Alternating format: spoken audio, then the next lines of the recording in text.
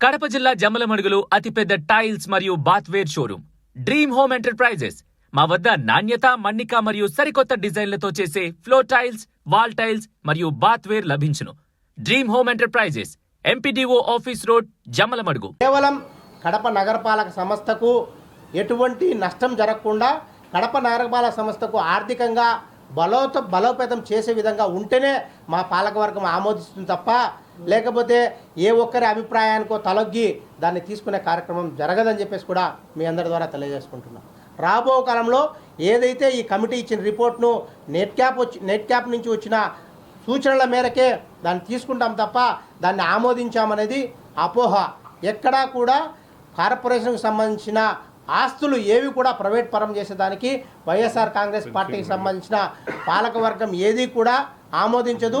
ఏదైతే సెన్సిటివ్ విషయాలు ఉన్నాయో వాటన్నిటిని కూడా కూలంకషంగా చర్చించి వాటిలో మనకు నష్టం లేనప్పుడు మాత్రమే వాటిని ఆమోదిస్తామో తప్ప వాటిని మన నగరపాలక సంస్థకు వచ్చే నష్టం వస్తే వాటిని ఆమోదించమని చెప్పి కూడా మీ ద్వారా తెలియజేస్తున్నాం. చెప్పాల్సిందంటే జరిగిన ఈ తక్కువ వ్యవధిలో ఇంత వాస్ట్గా మేము చేసేటప్పుడు కొంతమంది అనేక విధాలుగా మా మీద ఆరోపణలు చేసే కార్యక్రమం చేస్తున్నారు. మేము వాటన్నిటికి కూడా సమాధానం చెప్పాలనే ఉద్దేశంతో కాదు, రాబో కాలంలో మేమున్న ఈ 15-20 రోజుల్లో కూడా ప్రజా సంక్షేమం కోసమే పాటుపడతాం, ప్రజల యొక్క అభివృద్ధి కోసమే పాటుపడతాం, ఈ నగరపాలక సంస్థల యొక్క ప్రజల ఆకాంక్ష మేరకే పనిచేస్తామని కూడా తెలియజేస్తున్నాం. ఎందుకంటే ఈ నగరపాలక సంస్థకు గతంలో 6 కోట్ల రూపాయలు మాత్రమే అసెస్మెంట్ ఉండింది. ఈ పొద్దు అది దాదాపుగా 132 కోట్ల రూపాయల అసెట్ను మనం పన్నుల రూపంలో ప్రజల నుంచి వసూలు చేస్తున్నాం తప్ప ఏదైతే ఆ పొద్దు నుంచి ఇప్పటి వరకు కూడా ఈ మన కార్పొరేషన్కు ఉన్నటువంటి వనరులను మనం ఉపయోగించుకునే పరిస్థితిలో లేము. రాబో కాలంలో ప్రజల మీద అనేక విధాలుగా భారం మోపినాం తప్ప మనకు ఏవైతే వనరులు ఉన్నాయో వాటి ద్వారా ఆర్థికంగా ఏదైతే ఈ కాంప్లెక్స్లు నిర్మించడం కానీ వీటన్నీ నిర్మించినప్పుడే కార్పొరేషన్ ఎందుకంటే పరిపుష్టిగా బలంగా ఉంటుంది. ఇప్పటికి కూడా పొద్దుటూరు మున్సిపాలిటీకి ఉన్నంత ఆదాయము మన కడప నగరపాలక సంస్థకు లేదు. కాబట్టి మనం ఖచ్చితంగా నగరపాలక సంస్థకు రావాల్సిన నిధులు రాబట్టడంలో మా పాలకవర్గం ముందుంటుంది.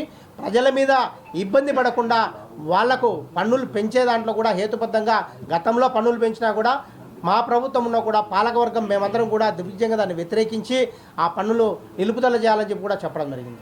దాంట్లో భాగంగా ఇప్పుడు పన్నులు పెంచుకుంటూ పోతున్నారు తప్ప కానీ కార్పొరేషన్కు ఉన్నటువంటి ఆదాయ వనరులను పెంచుకునే మార్గాన్ని పెంచుకునే భాగంగా దాంట్లో భాగంగానే ఏదైతే గతంలో మనం సాయిమౌర్యాకు ఒకటి కాంప్లెక్స్ కోసం ఇవ్వడం జరిగింది, ఆ ఫైల్ కూడా బయటికి తీపిచ్చాం.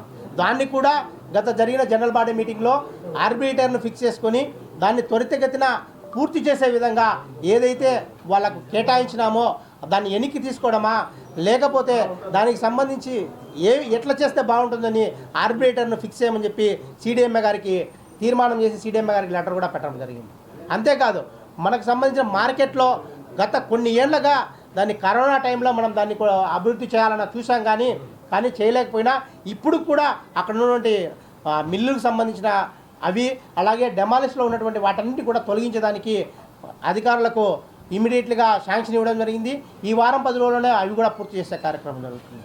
ఇంత మేము శక్తి వంచన లేకుండా మా పాలకవర్గ సభ్యులు మేము కూడా నిత్యం మార్నింగ్ విజిట్లో పెట్టి ఆ సమస్య ఎక్కడుందో ఆ సమస్య దగ్గరికి వెళ్ళి ఆ సమస్యను పరిష్కరించే మార్గం చేస్తున్నాం.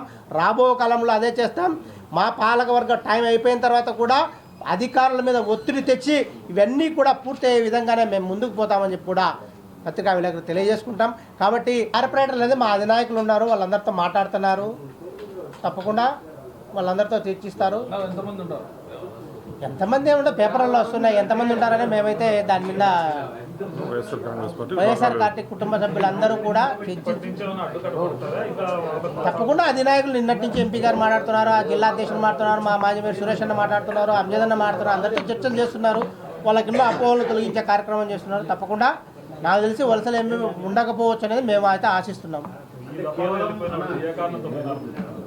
అది వాళ్ళ వ్యక్తిగత కారణాలు, వాళ్ళని అడిగితే బాగుంటుంది. మాకైతే వాళ్ళకి ఖచ్చితంగా కార్పొరేషన్లో 2 సార్లు కూడా సముచిత స్థానం కల్పించాము, ప్రయారిటీ ఇచ్చాము.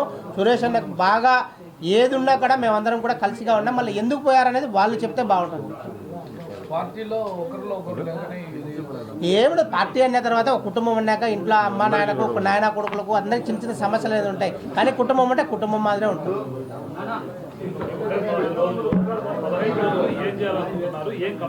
15 రోజుల్లో ఇప్పుడు మేమైతే టాస్క్ తీసుకున్నామో దీనికి సంబంధించిన మార్నింగ్ గిట్లో పార్క్స్ సంబంధించి ప్రయారిటీ సమస్యలు 15 సమస్యలు తీసుకున్నాం. 15 సమస్యలు ఇప్పటికే 12 సమస్యలు సీల్ చేస్తాం. ఇంకా 3 ఉన్నాయి.